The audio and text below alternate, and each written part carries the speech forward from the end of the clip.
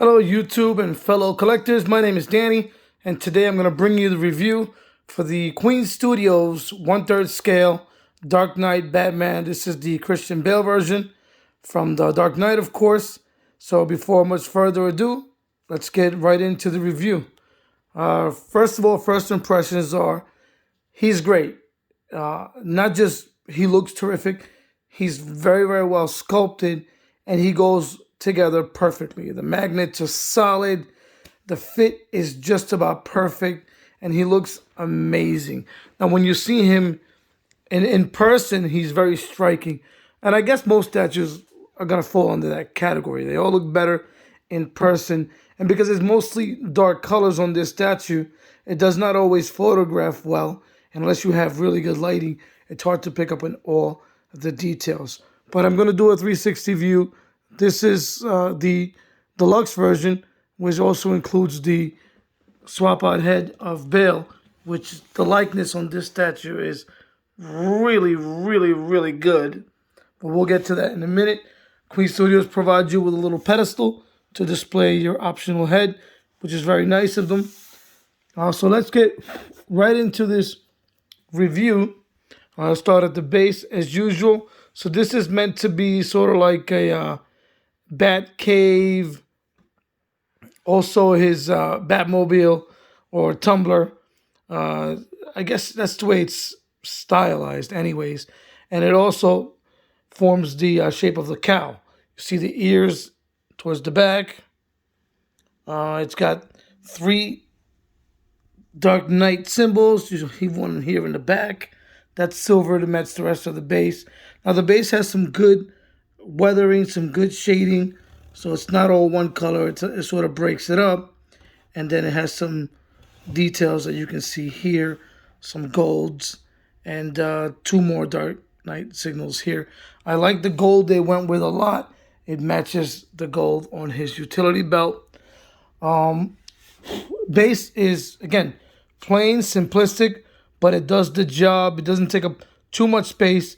It's pretty heavy, so it's pretty solid. It holds them pretty well in there. Comes with 2 pegs, went right in, no problem. The base has a couple of removable pieces. The sides of it, they got big, heavy, strong magnets, go right in. And then these 2 here, they'll come out and go in with no problem. Now, I noticed online that there's a big gap between the right and the left. So the right, this piece here, fits pretty snug, and there's a small gap there. The left, no matter what I do, the gap does not get any smaller than that. So it's quite a big gap. But I think they're all like that. It seems like a defect that all these statues share, which is kind of odd. But it's not a deal breaker. It's not a big deal. Really the main attraction here is the Bale Batman himself and just how beautiful of a job they did. So as we move on, we're going to go right into his boots. And they're like a matte black with some shading and some differentiation. I guess I don't know what to call it, but it's textured. Not like this is textured, but it does texture it enough where it looks like real leather. The boots look really good. This shiny black here looks terrific. The gloss stands out, and they look realistic and feel really good as well. So as you move up the suit, there's this sort of like rubbery material. It is sculpted, it's resin, but it looks like rubber, which is what a suit is supposed to be made of. And the inner mesh right here, as you can see, is a different, not high gloss black, but a textured black that looks like mesh. And it's very convincing the way that they did this. The sculpt is really good. And this like carbon fiber weave looks sort of carbon fibery. I'm not sure how well it's picking up on camera. The lighting, once again, isn't great. But it looks really good in person, and it really pops. As you continue to move up his suit, you see all the definition, right? All the different textures, the different colors and shades. And the sculpt on this is second to none. It really is. It's really good. And he looks well proportioned. He doesn't look, overly scaled, bulky, or anything like that. It just looks really good. And then the utility belt, the gold on this is shiny and looks realistic. It looks good. How movie accurate it is, it looks movie accurate to me, but I don't study it that closely. All I know is that it looks really good on this statue. And Queen Studios did a really good job of sculpting this in. I mean, when you have layers the way this suit is, you got to get this right. You got to sculpt it right. You got to paint it right. And they did such a good job of painting this suit. Now, the side profile on this statue is pretty awesome. He is in posing.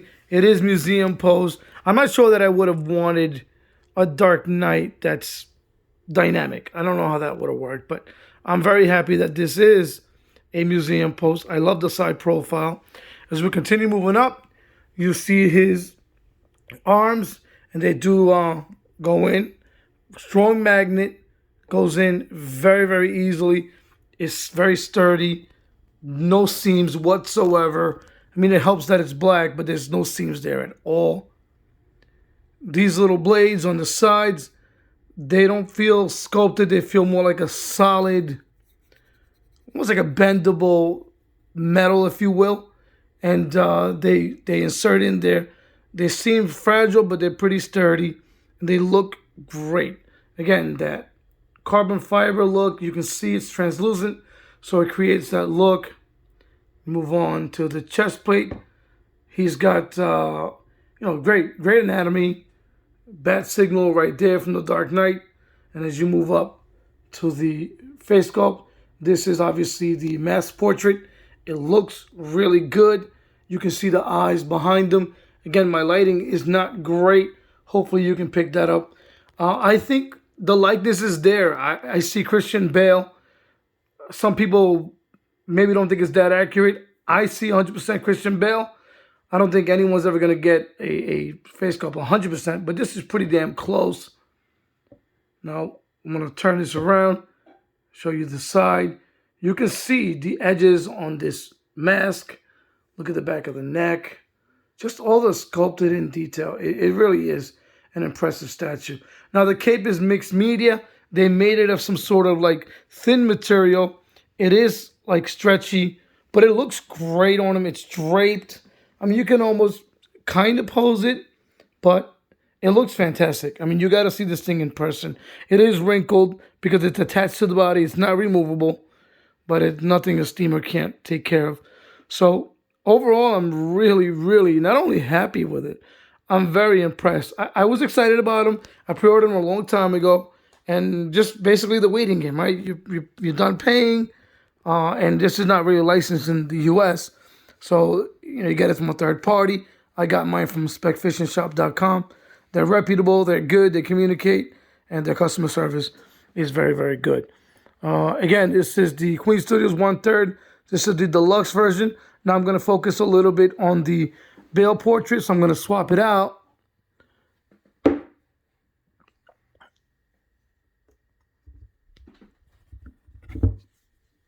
And put the unmasked portrait on there. Again, the likeness is outstanding. You can see all the wrinkles on the forehead. The skin color, the paint app is remarkable. He looks like a human being. There's imperfections there.